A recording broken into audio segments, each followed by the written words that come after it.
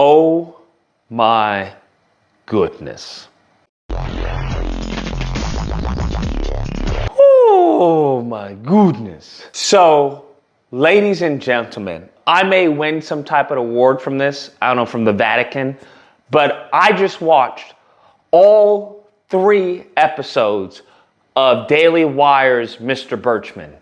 And let's just say it is the worst cartoon that I have seen in my adult life, okay? In my whole entire life, this is the worst cartoon that I've seen. And I remember when they had the Trumps and everything? I'm so happy you're here, Tricky. I'm starting to get real scared. There's no reason to be scared, Donnie. This is the worst thing that I have seen in my life thus far. And what this kind of reminds me of is, when I was growing up, I'd hear all the time, especially from my parents and whatnot, that hey, we need more Christian cartoons. We need more Christian shows. There was a hard push. Hey, we need more Christian movies. And the problem is that, yes, that was true. We needed more Christian cartoons and Christian shows. I remember, that's where Stephen Baldwin, that I came across him. I think it was a good movie, 666 or something like that. I grew up with like Superbook. I grew up with like Bible Man. I grew up with a lot of traditional Christian shows. But the issue was not necessarily the more Christian shows or more Christian cartoons. The issue was a quality issue. That's what the issue was. And in many of the shows that weren't successful or I didn't like, it was a constant bludgeoning over the head that, hey, Christian, Jesus. It was for someone, right, who was already of the faith. It wasn't fun to watch, right? There was no entertainment value of it because you were just preaching to the choir and it's like, okay, well, I don't need you to preach to me. Okay, I don't need this. I want some entertainment. Like show me on an adventure or something. And this is what this show does so horribly wrong. It's like fundamental, I would argue, in writing, okay? What they have done is create this character, Mr. Birchum. And the problem with Mr. Birchum is he's not a likable character. There's no saving grace about his character. None. He's very much just a proxy for, right-wing, talking points. That's it. They're not even poking fun at themselves. There's nothing there because everyone around him agrees with him. He has his black friend. The black friend agrees with him. He has his daughter. His daughter agrees with him. His son, we get a little bit of his son, but it's like this, his son is a gamer, right? But there's nothing there. His wife, I guess, doesn't like him or whatever, but his wife is meaningless. There's no one in the show that means anything. And Mr. Birchum is an unlikable character. I saw episode 1, and episode 1 starts off with, I don't know who's writing this, but they clearly haven't experienced any type of liberal person. It would be tantamount if I were to ask someone from like Mississippi, hey, I want you to write some jokes about liberals. And this is what they ran with. Oh, they, them pronouns, right? LGBTQRISTUV, right? This is like 2016. This is like some boomer type of humor. My name is Mr. Carponzi. My pronouns are he, him, and z. I'm a heteronormative, cisgendered white male, for which I apologize. What? And it's crazy because who the villain is like this Jedi. He's a justice, equity, diversity, inclusion, whatever, right? That's how we're introduced to him. And he's like, do I have consent to give you a handshake or whatever? He's like, no. But the funny part is that he's the only person who's like, right. It's to the point where this is actually, I would argue that this is liberal propaganda. Like Daily Wire put out liberal propaganda. That's what this is. It's crazy because the person that we're obviously supposed to hate is like this they, them pronoun teacher, this diversity DEI hire, but he's the only one with common sense. For example, they start the show and they make it a point that the kids hate Mr. Birchum. They dislike him. First day of school means the annual Gage versus Birchum humiliation bet is on. $5. The black guy, he loses a bet because he bets, first one to get, made insulted by one of the kids loses. Birchman loses, right? And he says, I'm going to take this bet because you're bad with gambling or whatever. And they do a flashback. It's like the whole Family Guy, a flashback into what they're talking about. But it's really poorly done, and they don't know when to cut. It reminds me, the video where it's like the girl who's watching the guy is like, oh, here's the square. This goes into which hole? The square hole. That's right. Oh, here's the circle. This goes into which hole? Oh, the square. That's right. This is a square. Can you guess which spot that goes in? The square. That's right. It goes in the square hole. Yes. Okay. And how about this rectangle? That one? Also the square. That goes in there too. Yeah. Up next, we've got this thin rectangle. The thin rectangle. Can you guess where that goes? The thin rectangle. That's right. It goes in the square hole. And up next, a cylinder. The circle. I think that goes in The circle. the square hole. Now, we've also got this semicircle right here. Do you see a slot that would fit The semicircle. semicircle? The semicircle. That's right. It's the square hole. Okay. Up next. That's what it's like, where it's like, oh, what are you doing? What are you doing? It's painful for someone who just knows a cursory understanding of comedy, right? Of timing, of, dialogue, right? Of punchlines, of setups. It's painful to watch because they do these setups and they do nothing with them. For example, before we get into the flashback, Birchman comes out with this guy. He's like, I'm so glad, that the school is respecting us as teachers with these parking spots. Love our new parking spots. This year, the school finally shows us they actually appreciate what we do. It's about time. So I'm confused because how he delivered the line wasn't sarcastic. And the black guy is like, it's about time. So it seems that they're serious. But the punchline is that the school doesn't respect them, right? Because they're so far away. So the line would make sense if it was delivered in a sarcastic tone. Oh, it's nice to see how much, the school, respects us. Something like that. And then they show us, how far they are from the school or something. Something. But it seems that they're just dumb. That's what it comes off as. It seems like, well, they don't respect you. Like, I get the joke that they don't respect you, but you guys don't get the joke, which means that you guys are two doofuses. Like I said, this is liberal propaganda, bro. This is liberal propaganda. They created liberal propaganda about themselves. And then we get to the flashback where he's talking about he's bad at gambling. And he's like, which horse did you bet on? He's like, I bet on, Neversoft or whatever. And the horse, horse is up. And they obviously, bam, put it into the horse and the jockey, cries. And it's like, cut, that's it, right?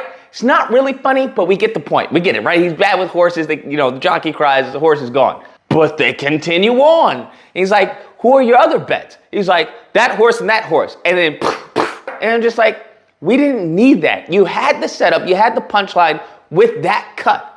You don't need more to that shot. And that's a problem with this show. It's either they don't know when to cut, they don't know what the joke is, right? They think the joke is something when it's not that. They think the punchline is something when it's not that. Another part in episode 1, whereas he's talking about, hey, don't feed the bears because, I don't know, you'll spoil them or something like that. They'll want to be human food. Something to that point. Right? Whereas like, hey, bears, don't feed the bears. You have to let the bear hunt for his food, or he'll forget how to hunt. And they do a flashback to the bears. And the bears are, scavenging, going through the trash can. And then you have one of the guys, give the bear a cupcake and take a picture of the bear. And then another gives the bear coffee, and the bear spits it out. And I'm just like, what are you doing? That's a perfect punchline. Like, one of the things that I came up with just off the top of my head was like, what if the bear was like doing Uber Eats? The bear's gotten so accustomed to people giving its food that it's doing Uber Eats. And the Uber Eats delivery guy goes to the door and it's like, hey, I got to order Mr. You can do even one of the Goldilocks, right? The Goldilocks bears. I forgot the names. I don't know if they have names, but we can do Mr. Bear order for Yogi, and he looks up and he sees it's a bear. And the bear's like, yeah, how much, he's going back in his pocket. How much do I owe you? And the guy's like, and runs off. And the bear could be like, racist. Something like that. Something. Give me something. That's just off the top of my head, bruh. There are so many ways to go about it. They don't know comedy. They don't know comedy. And if this is comedy to their audience, then the audience is actually brain dead, which once again goes into liberal propaganda. So I'm confused. There's another scene, I think it's in episode 2 or whatnot, where the guy's talking about, he has this helmet, right, for the being on construction sites. He has this construction helmet. He's like, yeah, they don't make them like this. He's like, you can hit me on the head with a wrench and, nothing would happen. Well, I got this hard hat there in '94. Still works great. Here, kid, take a swing. Go ahead. I'm thinking the setup is the helmet, something's going to happen with the helmet. The helmet breaks, the helmet dissolves, something's going to happen with the helmet because they've set it up where, hey, you can do anything with this helmet. You can hit me in the head with a wrench and nothing will happen. They don't make them like this because they're complaining because they're about to bulldoze, a construction place like a Home Depot or something. So they have this weird cut where the girl, his daughter, cuts to get this other wrench, and I'm guessing it's a bigger wrench, and she hits him on the head, and then they continue on with the dialogue. Oh. Yeah, they don't make them like that anymore, right? So what now? And I'm just like, what was the point of you saying that? What was the point of her picking up the wrench and hitting him over the head? Like, what? You didn't do anything with that setup. And it's painful, bruh. It's really painful.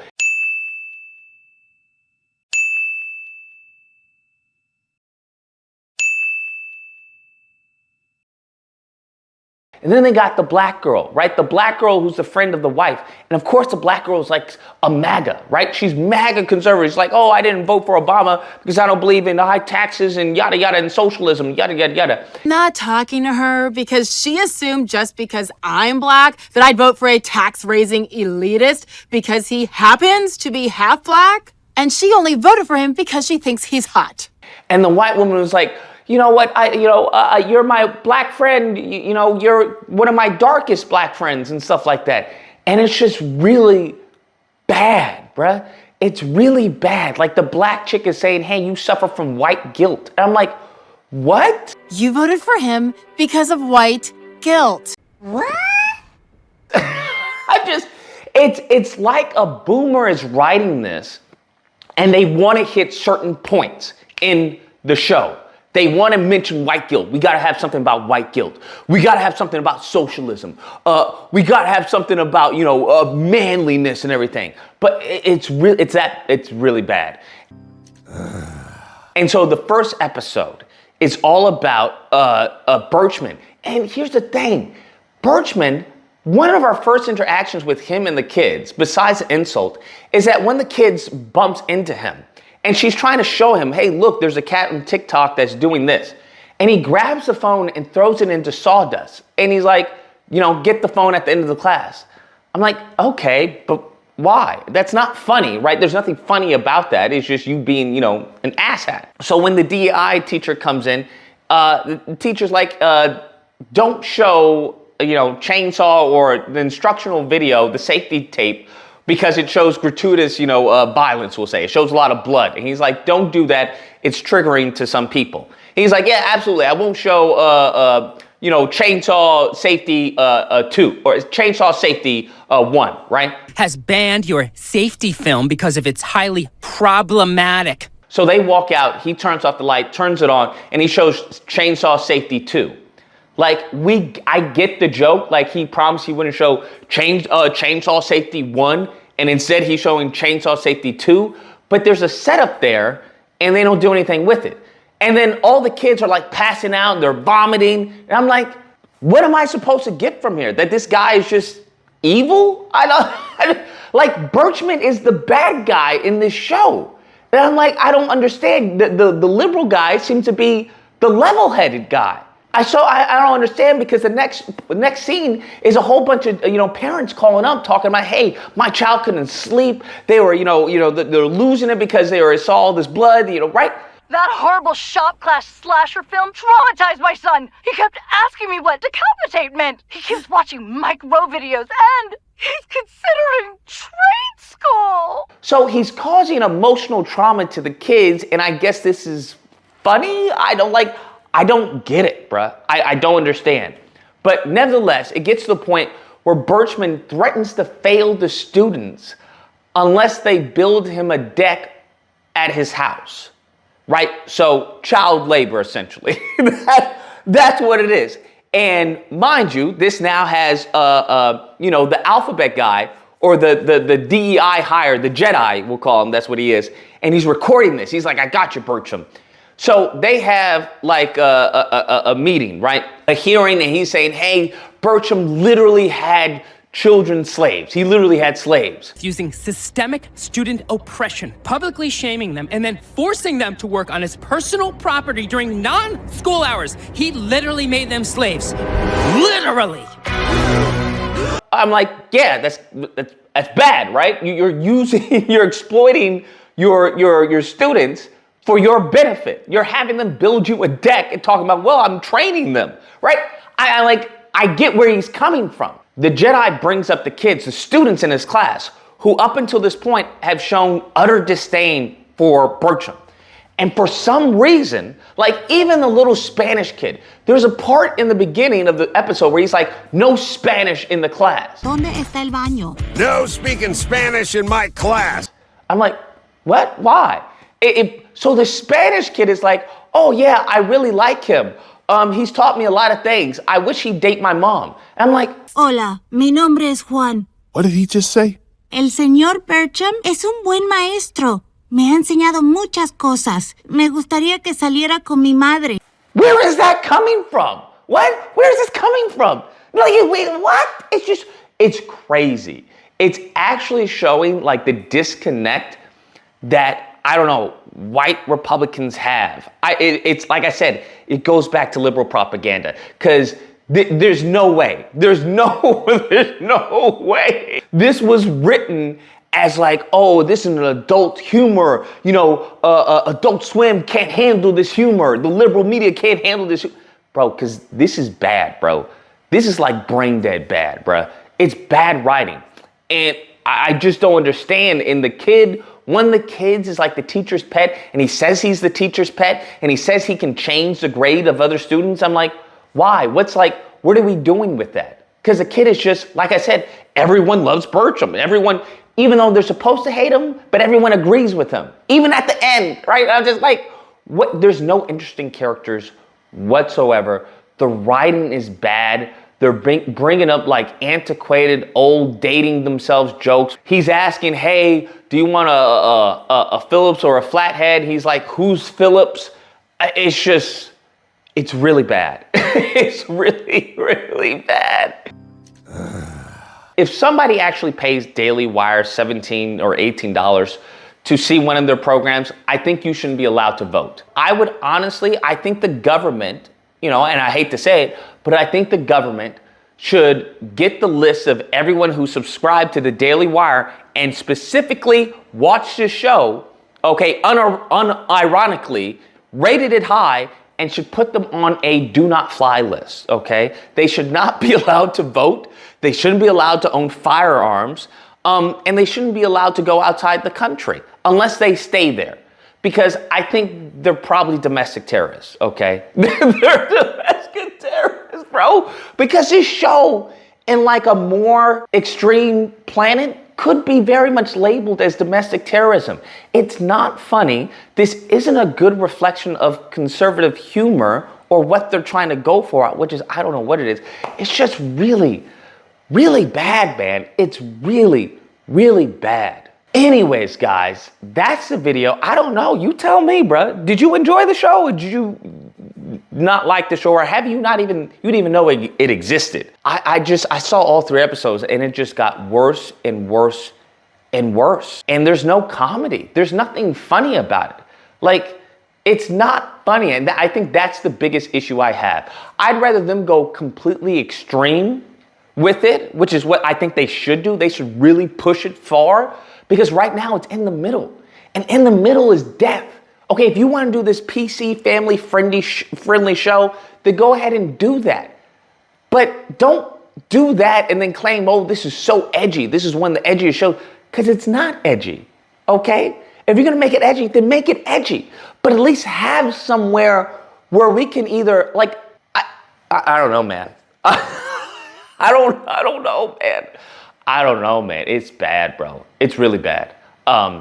You're more than welcome to call in during disagreement day. But if you disagree on this, bro, I don't know what to tell you. I think you should, if you're a woman, I hope your womb is barren and you never have children. And if you're a man, I hope you get a vasectomy, because I don't think people who find this funny should reproduce. I think that's why we are in idiocracy right now, is because of people who create shows like this and then people who find it entertaining. That's my thought. I hope you guys enjoyed the video. If you did, please feel free to like, share, comment. Let me know what you guys think, and subscribe, and all that fun stuff, which this is none of. Until next time, guys, be amazing.